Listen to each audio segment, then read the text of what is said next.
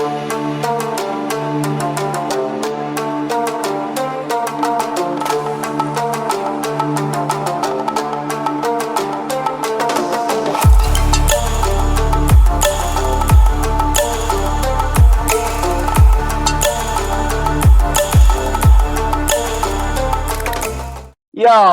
and welcome to the Halftime Oranges podcast with myself and my co-host, Mr. J Hart. What are you saying, bro? Nothing much, man. How are you? I'm good, man. What a week of European football we had. Uh, let's just jump straight into it, why don't we? We've got the Champions League, the semi-finals.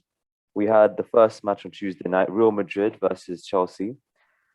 The first half, I thought, very entertaining game. And then second half, I don't know what it was, but it just kind of dragged out, like almost as if both teams were happy with the draw. Obviously, they weren't. Was that a Tuchel masterclass? Would he be happy with that, a 1-1 at the not at the Bernabeu, but at Madrid? I think he won't be too disappointed with it, just because he's not behind. He's got the away goal. But I think Chelsea should have kind of gone for it a bit more. I think they have the superior squad with the superior manager. And they should look to definitely go through on the away leg. What are you thinking? Second leg score predictions? 2-1 Chelsea. 2-1 Chelsea. Hey, here's a thing. Did you hear about what happened to Marcelo? No. Apparently, you know how the polling, the votes are going on in Spain. He's been randomly selected to take part in the voting poll stations. So there's a chance he might not be available for the second leg because he'll be there sorting that out. Really? Yeah. You think that'll make a difference? I mean, if he's out there, we're probably going to play Ferland Mendy. I think Which they should anyway. Yeah, I've always thought he's a very good left back. Quick, can whip a ball in. They persist for Marcelo, I think, just because of experience, or is it because his dad just can't help but start him every match? I don't think it'll be an issue. Ferland Mendy is a superior player. Yeah, I think they'll be fine. Yeah. I don't think that's an issue. I think that won't be Marcelo missing. I won't be too much as well. Yeah. You go to the second game Wednesday night. I think an amazing game of football. Really, as an Arsenal fan, you sit there and you watch that and like, wow, we really are a million miles away from that kind of football. Speed, intensity, skill, good on the ball, dribbling, chemistry. Everything about it is what you want in a football team. I think that was clearly a game of two halves. And I was definitely quite shocked with that. PSG dominated the first half. Maybe should have got 2 goals. They got 1 goal through Marquinhos, was a header. And then the second half was a complete, the tables turned. Completely. City came out with a completely new game plan. You can only imagine what Pep told them. And it was a mature, professional performance. They got 2 away goals, won the game. What did you think? Was that a fair result? Do you think PSG? What happened to PSG? Why did they concede 2 in that? If you look at them, it's not like Man City were probably the better side on the entire 90, right? But if you look at the chances created, they didn't create too many kind of notable, chances. The first goal that De Bruyne won, it was just a free goal, wasn't it? It was a free goal. Do you think Keylor Navas should have done better, or was that one of those where he's anticipating a forward to knock it in? Yeah, he's anticipating something. I think it's harsh to go on about Navas, or it's his fault for that. Would you say the second goal was more of a mistake by the PSG? Because they literally opened up the walls, like Moses in the Red Sea, opened up, ball through, finish. That's, as a goalkeeper myself, I would hate that so much. You're expecting your ball to stand tall, not to twist your body. Just what are they doing? I get so infuriated when defenders do that. There's no reason to do it. Just take the hit. Or get someone who can take the hit. If you can't do it, let someone else take the ball. I don't understand. It's not like it was thrashed at them either. Yeah, honestly, it was a calamitous goal. from PSG's perspective. I think But so. They have it all to play for second leg now. They need 2 goals, 2 away goals. They need. What's your prediction for that one? And what do you think Pochettino needs to do if he's going to get 2 goals? Well, I think he has to play a front 4 of Draxler on the left, Di Maria on the right, Neymar. Neymar. Yeah, but the issue is I don't know if Mbappe is going to be fit because I think he's fighting back from injury, right? Well, there hasn't been any big news surrounding No, that but story. I think he picked up a knock on that weekend's game. Okay. I believe. I'm not entirely sure.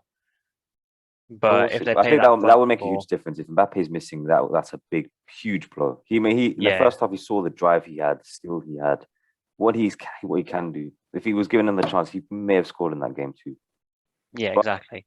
As it is, and their defense is quite solid, especially if they play Abdou Diallo. Oh, Diallo, left back. Yes, yeah. And if they play that midfield with Gay and he's going to be suspended. Straight red, remember? Of course, yeah. No, who it'll be then? Verratti and got Rabiot. Maybe Herrera. No, Rabiot's at Juve. Sorry, it'll be Paredes. That was it. Yeah. You got Sarabia as well. With who? Sorry. Sarabia. Yeah. I think it will be Paredes and Verratti. That's going to be difficult because in that game you saw in the second half how City controlled that midfield. They really controlled it. I remember they had a false 9. They didn't have a striker in that game. So I think if PSG are going to get something out of the game, they need to be able to control that midfield, and that's not going to be easy when you got De Bruyne, an informed Gundogan, Phil Foden, who's an insane amount of form right now, Rodri. It's looking like it's going to be an uphill task. What I think they have to do.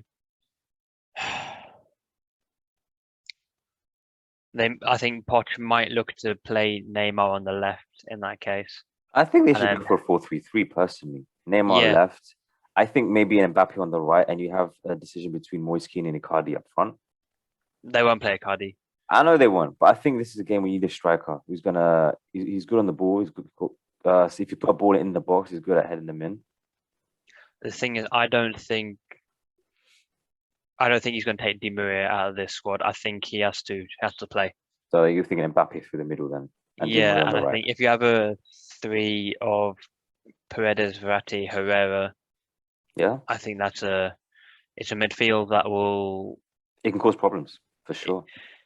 They can control the ball and they can muddy the play up, and they can disrupt that play, and that's what will be very harmful for City.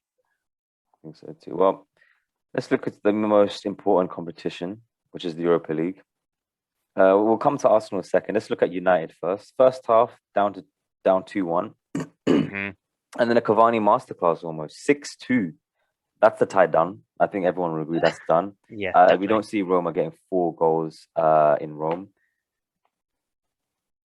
Especially not others, yeah. What do you think? You got to remember that's 5 goals in one half. Yeah. That's sublime. That's almost unheard of. But United managed to get the job done. I think that's them through. You look at our game. As an Arsenal fan, I think before the game, if you told me 2-1, I said I would have taken that. That's an away goal against Unai Emery's side. Because you look at the game, it was a poor performance, horrible performance. Even the penalty that we got, it was soft, very soft. I look back at how that penalty was given. 100%. And I remember, this is a while back, but I remember 2016 when Leicester won the league, when we beat them at the Emirates. Vardy, the penalty he got, very similar to what Saka did. You saw the defender, he put his leg out, hit the defender's leg, went down, got the penalty. So it's ridiculous. It is a penalty, but it's a soft penalty. And if it was given the other way, I'd be screaming. Yeah. They got 2 goals. Obviously, they got a player sent off as well in Capu. What did you watch the game? Part of it, yeah. What do you think Arsenal need to do? They need a 1-0 will do it, but Arsenal, they I think that's 2 clean sheets in their last 14 games. It's clear we're not going to keep a clean sheet. We're going to have to score. Well, for every goal they score, we have to score 2. Simple as that. Yeah. So what do we need to do? What does Arteta need to do? What team does he need to set out? Okay, well, first kind of big news is obviously David Luiz out, right? Yeah. So I know they're both left-footed, Think right? as But if I think he Tierney has to isn't play Tierney Gabriel isn't and Mari. Gabriel Mari. Two I left. think he Thing has is, to. we both know he won't do that because he's not fond of the same footed centre backs It's left and just right. stupid. So if he does play Gabriel, he will go for, I think, Chambers at centre back. I think Rob Holding had a very poor game. I'm just not convinced with Chambers or Holding, to be honest. At left back, I don't want to see Xhaka there. I really don't want to see him there. You will see him though. And that's what worries me. I think he played well. A lot of people went on him. I think defensively he did well, but going forward, he did all these skills. These flicks were completely pointless, which was what lost us the ball. He takes that out of his game. He's a good, solid left back. If you're not going to play him, which I don't want you to, I'm happy for him to play Saka at left back. You can even play Cedric at left back. He's played there. He's okay there. He can do a job there. Because I'd much rather Xhaka in the middle. I think him and Partey, I think they're a good partnership. They complement each other. And then you can play whatever you want. For a bit more dynamism in that midfielder. Well, he's not for Ceballos this time, and I think exactly. he had a horrible, horrible game. He was given a chance. The referee gave him a chance at the beginning of the second half when he made a challenge. Didn't listen. What happened? Arteta. I think Arteta's also at fault. He should have taken him off. Decided not to, and it cost his substitutions are awful. They were woeful, those substitutions. Late as well. In the 92nd minute, deciding to bring Willian on. What is the point? What was it going to do? Wasting time. We're 2-1 down. We're not trying to waste time. I got no words for him. No, that's not. So this is the biggest game of his career now, and it's make or break for him. If he doesn't win that game, his job should be on the line. It should be, but we know he won't get sacked. Edu, Vinay, they talk about this plan that they have, so it's clear he will not be sacked. He should be, but he won't be, and that's what's worrying. Really, that's worrying. It's no ambition there. He has to play. Well, first of all, a striker. That would help. Aubameyang will start. He started I think he played 90 minutes against Newcastle. I'm pretty sure he did. He's got lots of minutes under his belt. Yeah. Martinelli, he played amazing. Literally, he was always positive. That's what I like about him, and that's why it's almost like he's a really good player. Yeah, right. I don't know what Arteta has against him. He came out in his conference. He came out in his conference, says, "I like him more than all of you combined." Essentially, that's what he said. He should, mate. If he wants to start him, I wouldn't mind, but that means dropping the likes of Saka or Pepe. I don't think so. I think if I were him, Saka, you have to stick him at left back. Martinelli ahead of him, and then Pepe on the right. Doesn't that reduce options off the bench though? It does, but I think you want to. Because if you think about it, you play all three, Saka, Martinelli, and Pepe. You play all three of them. Who can you take off the bench? Well, I assume he will start Smith Rowe, which means you have Odegaard on the bench. Aubameyang will be up front. Yeah. Other than that, you're looking at youngsters, right? Like Nketiah and whatever, who obviously do not inspire anything. Poacher. That's what he is, a poacher. But in this kind of game, you saw we didn't need a poacher. We needed pace. We needed a dynamism. Yeah, but I think you want to put your best. You want to start your best players. You should. Yeah, you're at home as well. You got all to play for, because if they score, you're in big trouble. Exactly, and you can't be leaving it late. Just give your players time to gel and try and figure something out and get you through this, because he's clearly unable to. Well, that was the Europa League. Quick look at the Premier League fixtures. City won. They're one win away from winning the league. Have they bagged it? They bagged it? Oh yeah, it's confirmed ages ago. They're gonna, but remember, it'd be amazing who they bag it. Do you know who they're playing next? No, who are they doing? Chelsea at home. Is it? So Chelsea need to win that game as much as City don't need to win it. because I believe they can win it the next game. But Chelsea need to win it. But I think City fans or City themselves would love to be able to win it against the top six side. Absolutely, especially at home. Exactly. Chelsea did win. They won the West London derby. I mean, is that a big thing? The West London derby, Chelsea Fulham. No, No, it's relevant. Who cares? but Kai Havertz did get 2 goals. That's Yeah, big. That's quite big for him. He needs yeah. that. He's picking up form with Tuchel playing him. He's getting in their heads, isn't he? In a positive way. Yeah, Yeah, that is. He's yeah. really getting into their minds. He's a very good manager. I cannot give him enough face. But you saw after Madrid, he came out and he was showing frustration for Werner. He Mm. was really showing that he's starting to get. He's been very very patient with him. Told him that give him some time, but as of late, his frustration is building. Yeah, and I think that's look. He's an ambitious guy. I think that's completely normal. I think he's gonna give Werner all the confidence in the world behind the scenes and in training and all that stuff.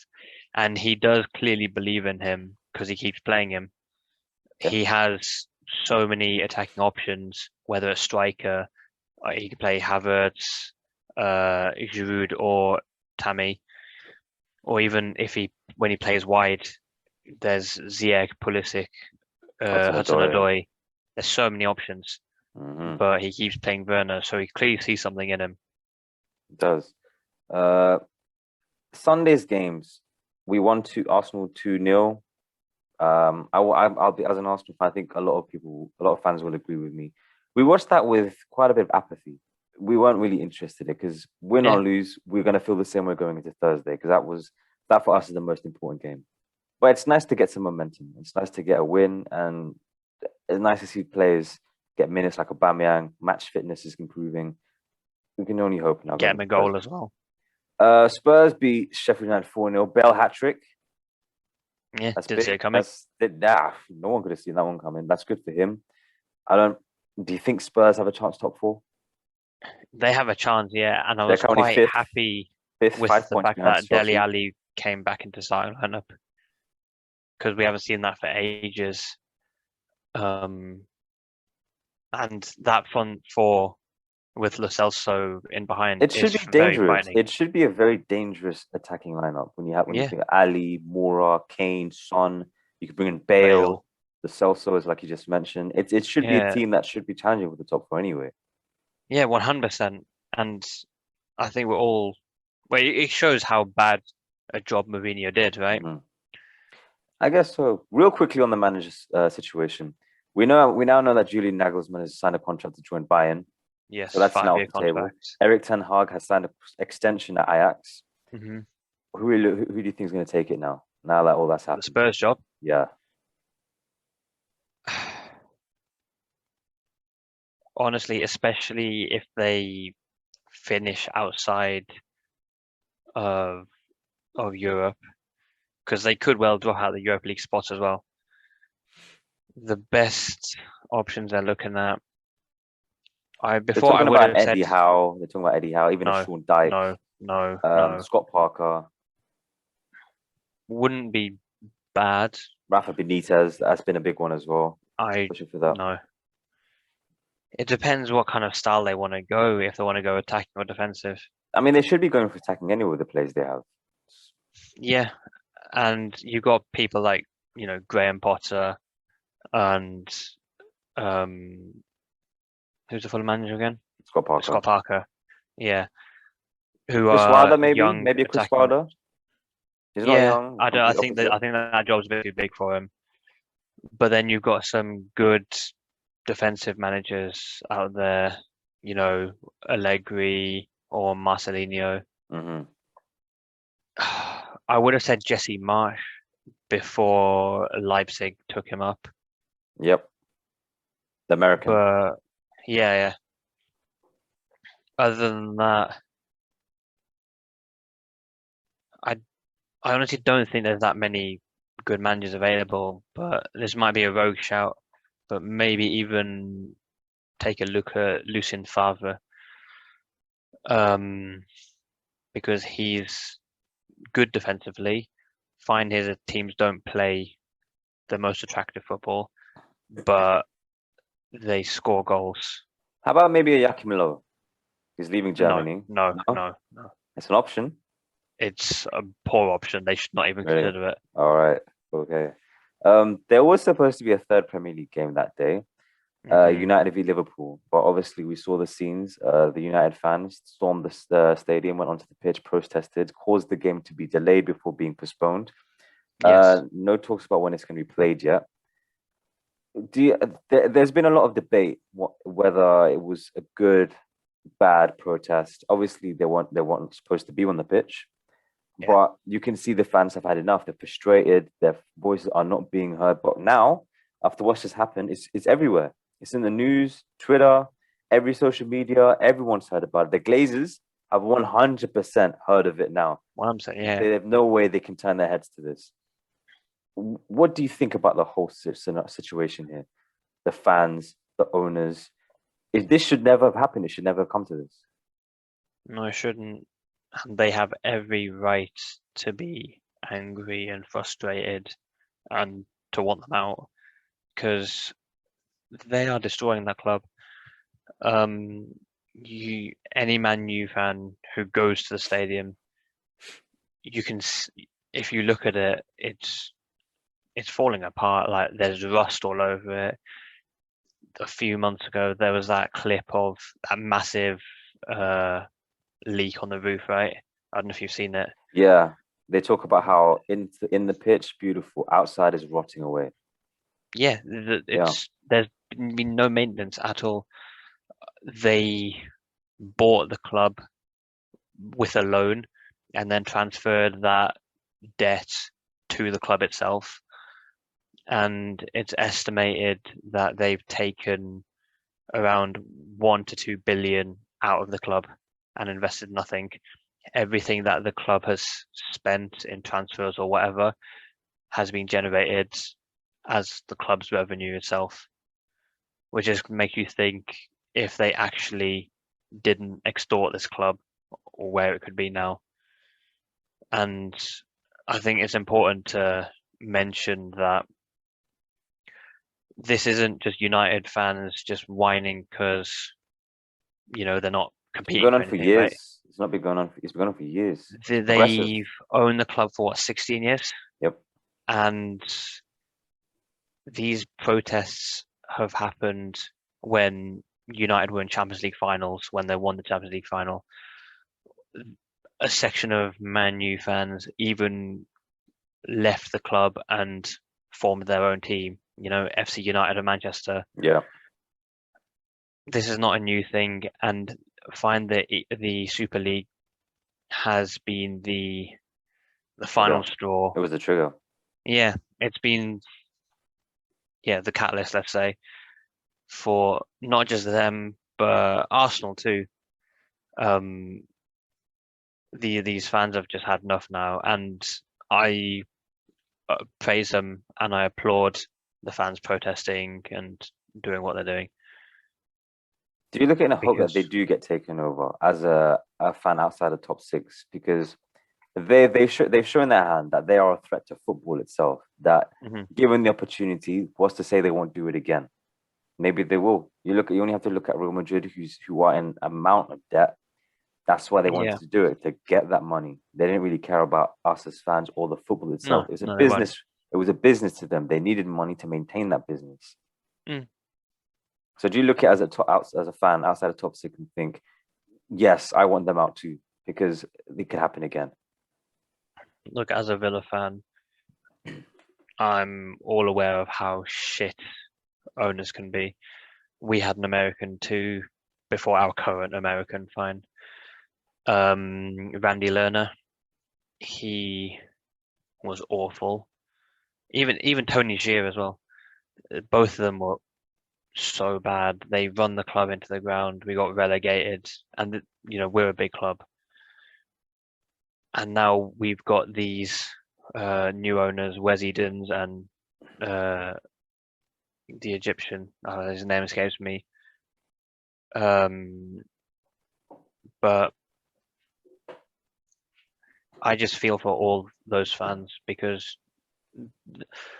fine, we want to be up there challenging, but we want to do it the right way, and we don't want to see other clubs suffering because of an owner. You know, I yeah, I would be happy for them if they got bought out. I think so too. Even as an Arsenal fan, I'm happy. I was happy with those protests. I saw it and I was like, Mm, yes, it's come to this, but is it our fault as fans? No. They've pushed the fans, they've neglected the fans. It's not surprising that it's come to this. So I applaud yeah, them. They did what they had to do, and it's patient, it's about time now. You gotta keep protesting, keep making your voices heard, and hopefully with time they will concede, they hopefully will something give in. happens. Something Yeah, will something should change. Okay, well, let's go into the theme of today's video and want to talk about the Hall of Famers of the top four European leagues. Jay didn't want to do the league side, so we're going to move it on this time around. Um, we heard a few weeks ago that the first two inductees of the Premier League Hall of Fame were Thierry Henry and Alan Shearer. Any dispute with that? I don't think you can really, can you? They're two of the best strikers the It's league has ever seen. yeah, he's Alan Shearer, that is best goal scorer in the league's history. Thierry Henry, probably the best import the league's ever had. Yeah, I think so. Well, we'll do this one because there are nominees for the 2021. Let's go with the who you think the next five should be. I'll give you the names: Tony Adams, David Beckham, Dennis Bergkamp, Sol Campbell, Eric Cantona, Andy Cole, Ashley Cole, Didier Drogba, Les Ferdinand, Rio Ferdinand, Robbie Fowler, Steven Gerrard, Roy Keane, Frank Lampard, Matt Letizia, Michael Owen, Peter Schmeichel, Paul Scholes, John Terry, The Snake, I'm sorry, Robin Van Persie, Nemanja Vidic, Patrick Vieira, and Ian Wright. Of those names, if you can recollect them, who Yeah. should be the next five? I'll give you mine after you give me yours. Okay, so the next five. I think Gerrard, Okay. Terry, Mm-hmm. Lampard. Yeah. Oh, Scholes? no. Really? Okay. You give me your next two. Um,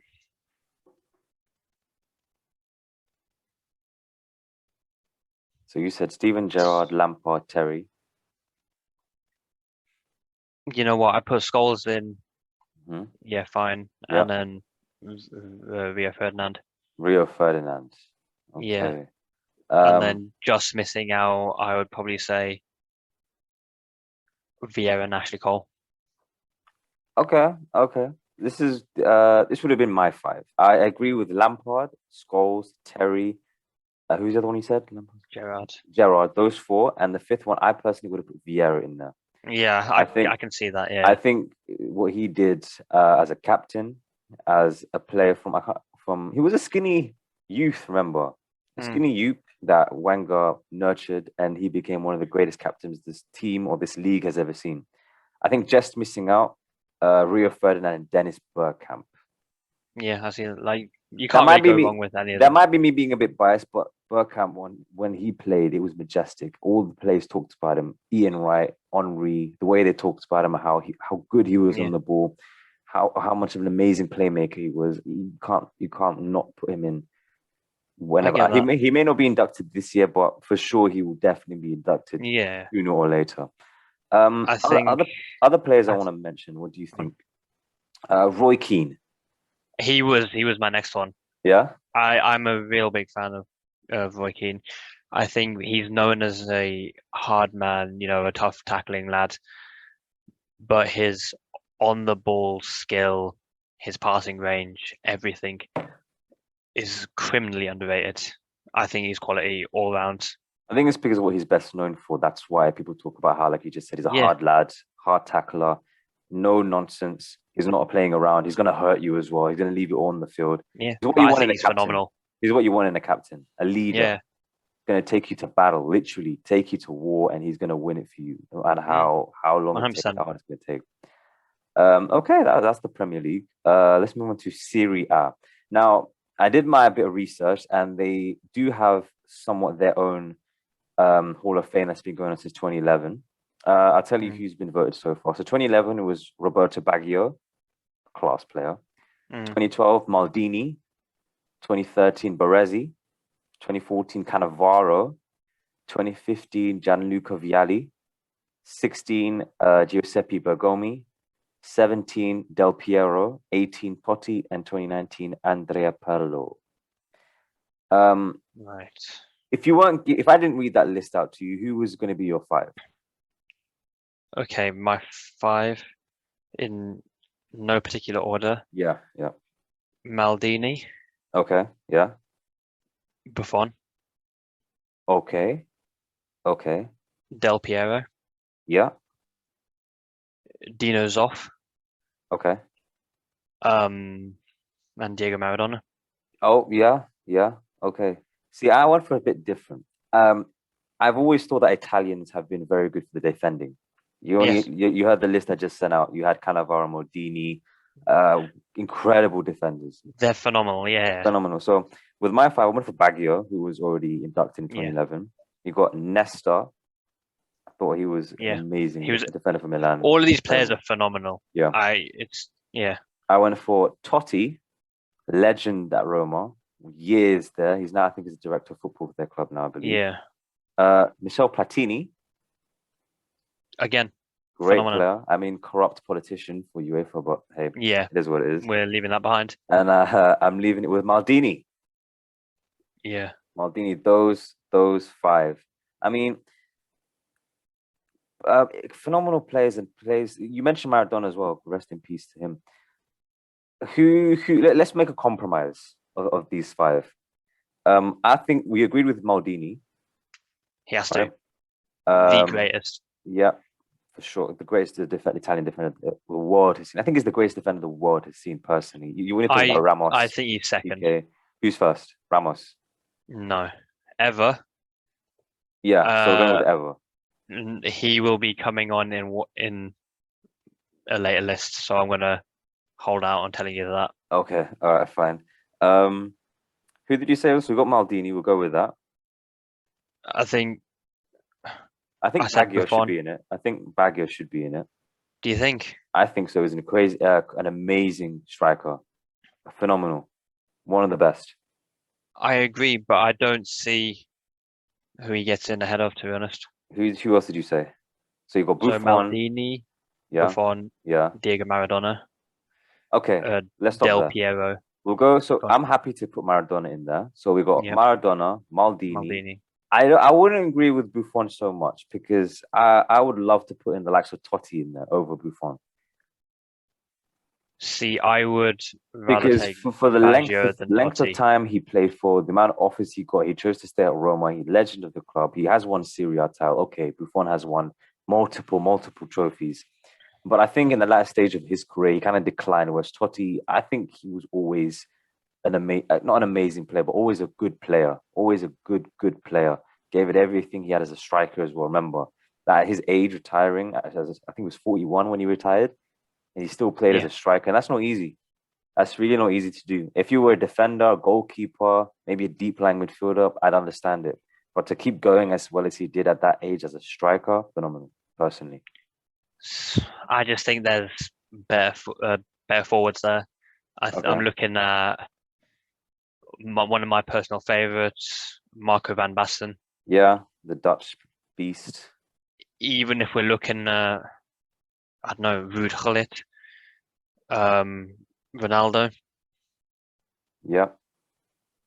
But I Um, don't think he's a Serie A legend. I don't think he was a good player yeah, in Serie yeah, A time.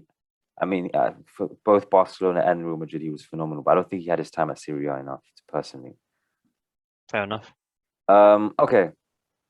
Maradona, Buffon, Maldini. You're giving me I'm, Buffon. I'll give you Buffon, but we have to put Michel Platini in there. I think. All right. I think that's Michel Platini. And who is your fifth one? I'm going. Mine's Nesta. Who's your fifth one? Mine's Dino Zoff, who is, I don't know if you're familiar, the original legendary keeper, basically. Yeah, yeah. No, you put in Buffon. I'm keeping Nesta. I'm switching Dino Zoff for Buffon. All right, if fine. that's all right then. That's our 5 then. Okay. Cool. Let's go into La Liga. I think this one's a bit easier. I Yes. think this was a lot easier. I think we could both agree CR7 and Messi in there. Done. Done, dusted. I'll go first this time. I'll give you my other 3. Xavi, Iniesta, Zidane. But Whoa. there is a shout for Di Stefano. There is a shout for him. I agree with your shout for Di Stefano, but I didn't Okay. say the others. Who are you going for? So my 5 is Messi, Ronaldo, Yeah. Sergio Ramos, Okay. Okay. Iniesta, Yes. Casillas. And are you going with Casillas based on his longevity at Real Madrid? I'm going on. Because I'm going for Zidane because I think personally he's the greatest midfielder to ever play the game. But again, you want to leave that for another podcast, fine. But I thought what he did, I mean, the greatest Champions League goal that everyone talks about is that volley on his weaker foot outside the area. Insane skill. That's how good of a player he is. And he was phenomenal at Real Madrid.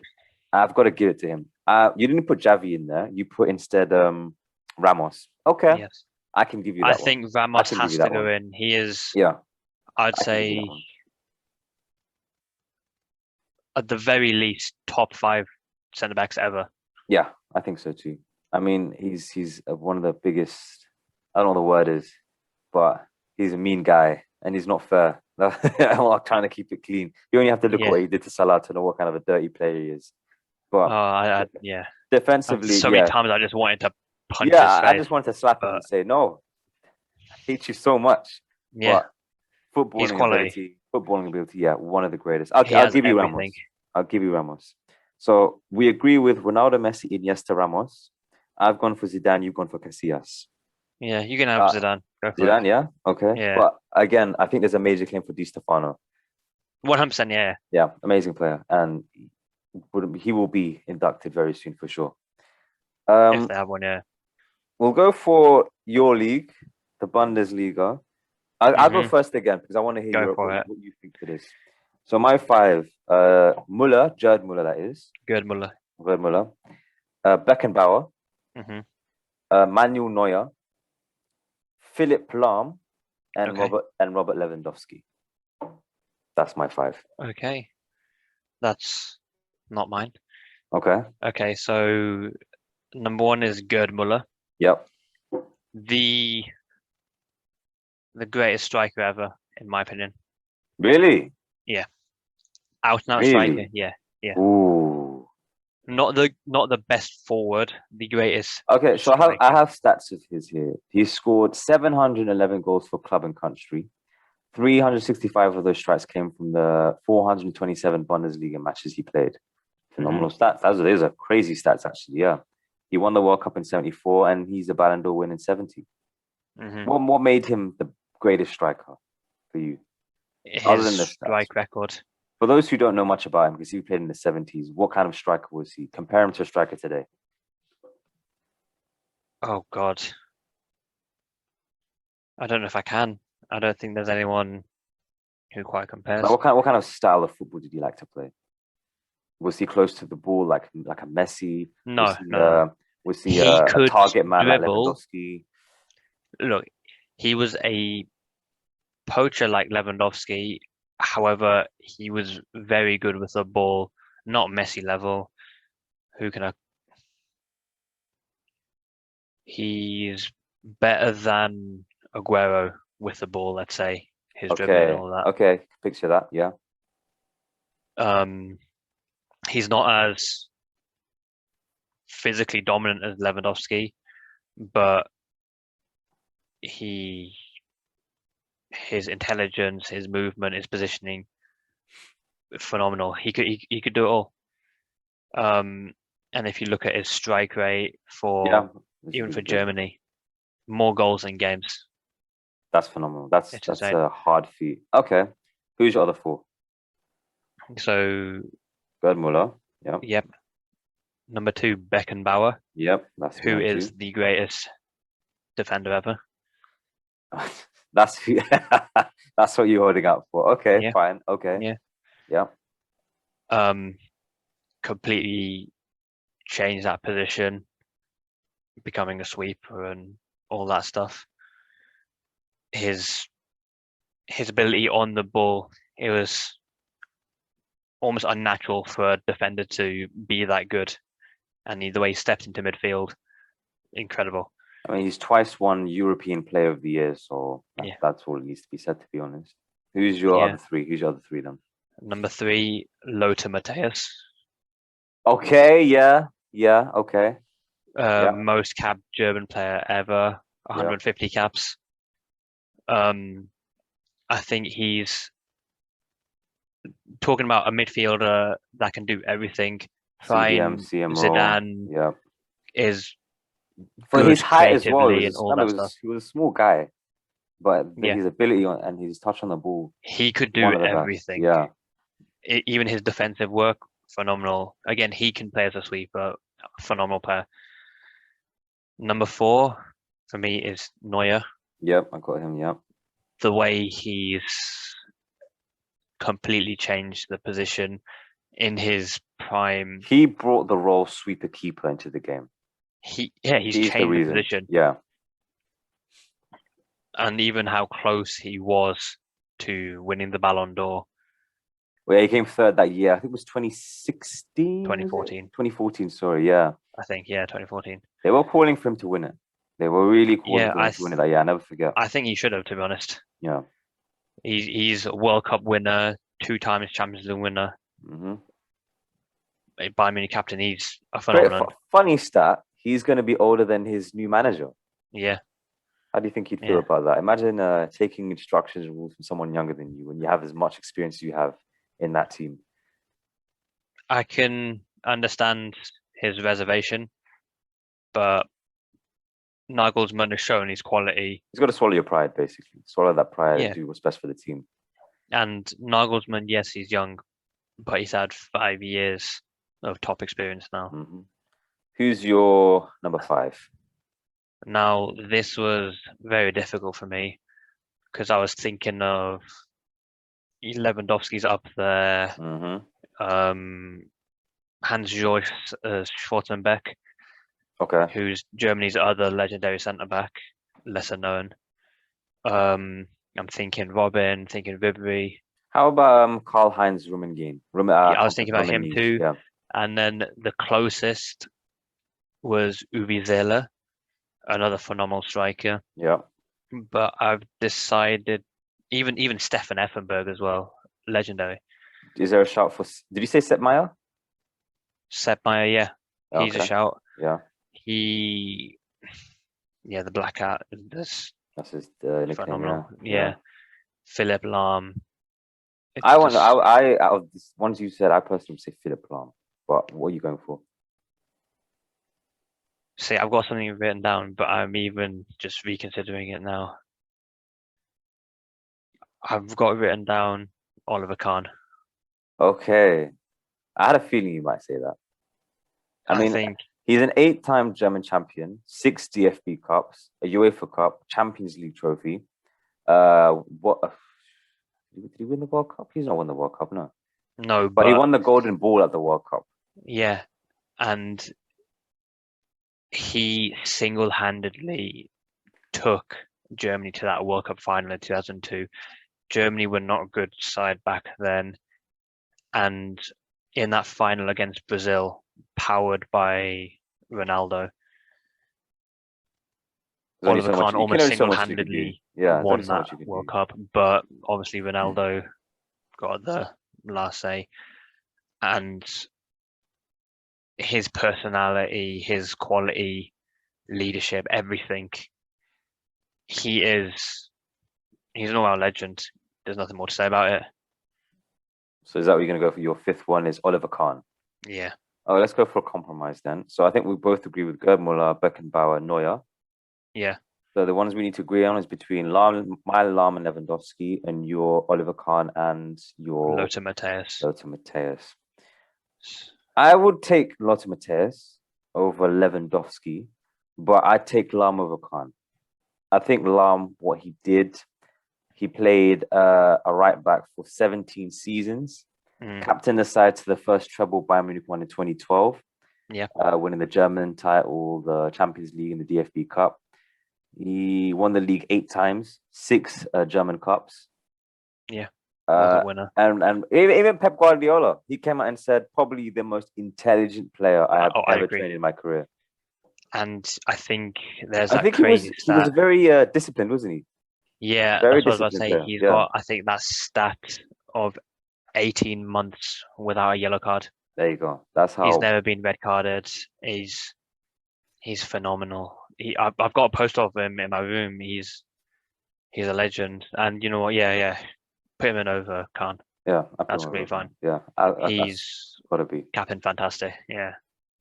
Okay, so you didn't take much to cut off Liga, but I'll give you my Liga anyway. Go on. I've gone for Zlatan Ibrahimovic, Right. Edison Cavani, Laurent Blanc, Jorginho, and Just Fontaine. I've got some different ones. Okay, tell me. Well, you justify yours for me. Okay, Zlatan Ibrahimovic, you can talk about the money being pumped into the club at PSG, but he still has to do it all. And Zlatan at PSG, he blew it up. I think he missed out on winning a Champions League. I think he deserves it. I really do, and I think he should have done it with PSG. But his teammates surrounding him just weren't up to. Like, you got to look at who won it at those times. Madrid winning it 4 times, Barcelona winning it, Bayern winning it in 2013 as well. It was not going to be easy, but I think you got to remember his stats, his goal scoring record, phenomenal. Has to be in there, and a leader as well. He is okay. I think he held the captaincy armband. If not, it was Thiago Silva. Yeah, but he was a leader. He brought his team forward, and he wasn't afraid to tell them how it is. Strong, hard in the air, taekwondo artist as well. So you saw the goals he scored with his legs.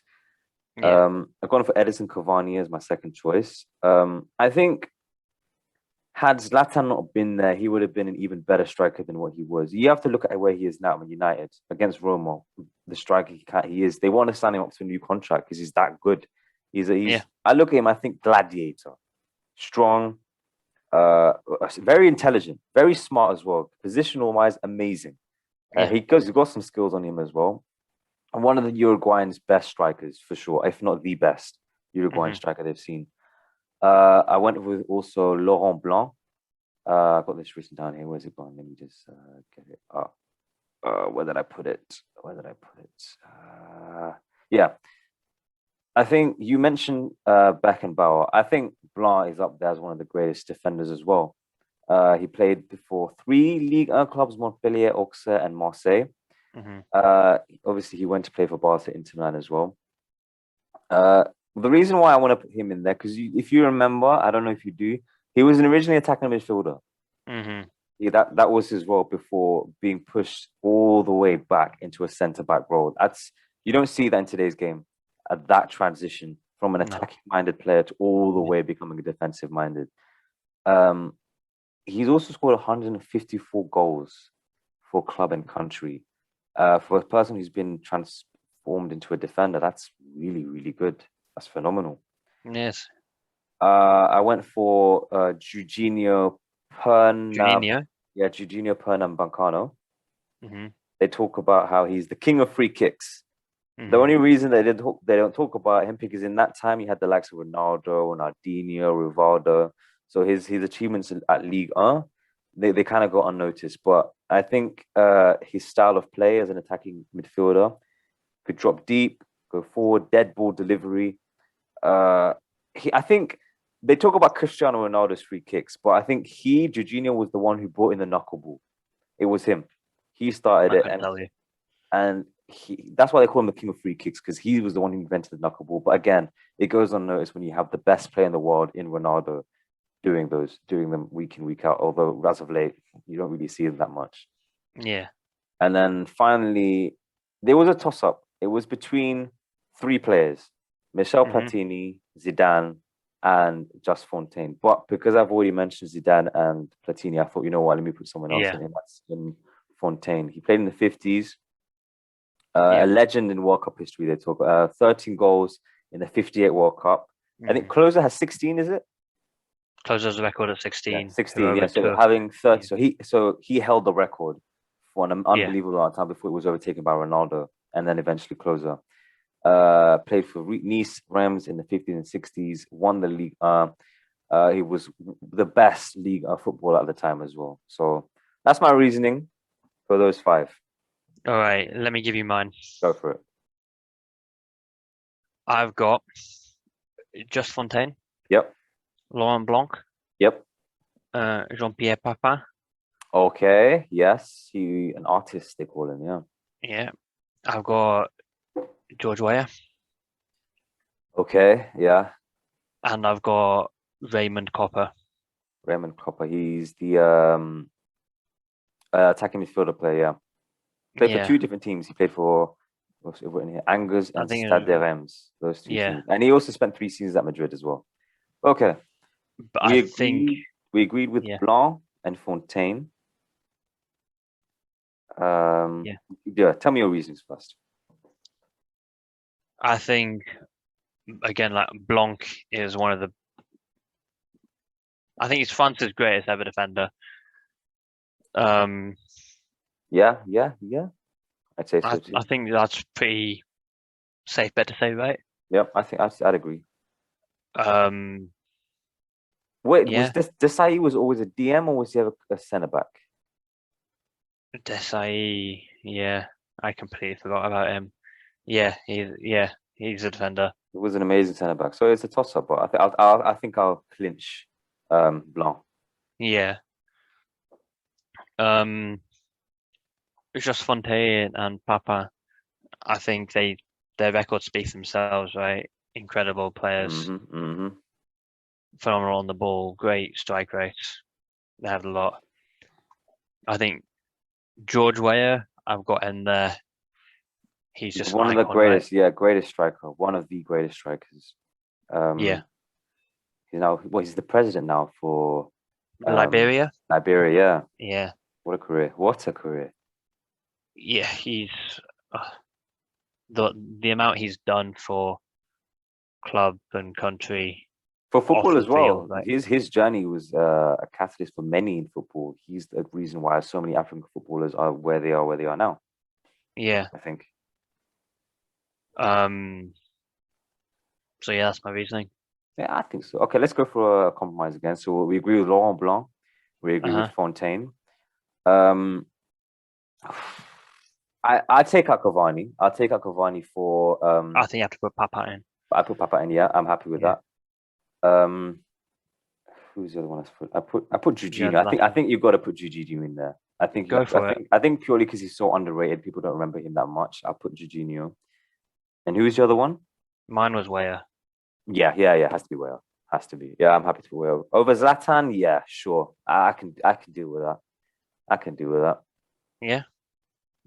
Yeah, that was Hall of Famers for the top 5 European leagues. What we think is gonna if they do have one. It's crazy how only recently they decided to make one, especially for It's the a very Premier League. American concept. Yeah, it is, but I think it should exist. Why not? I think like the It's just a Italians bit have fun, done isn't it? every year since 2011, they've been inducting amazing players, and I think it's a good idea. It's nice to have, and it's a way of remembering the greatest players to ever play the game. Appreciate the game more of what it Yeah, used to be and what it is now, because the game has definitely changed. 100%. The game has changed so much, so much. So And it will continue to do so. and it will continue to. Hopefully for the best, hopefully for the better.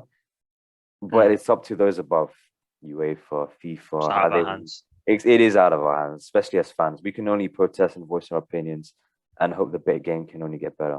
But yeah, that was today's episode of the Halftime Oranges podcast.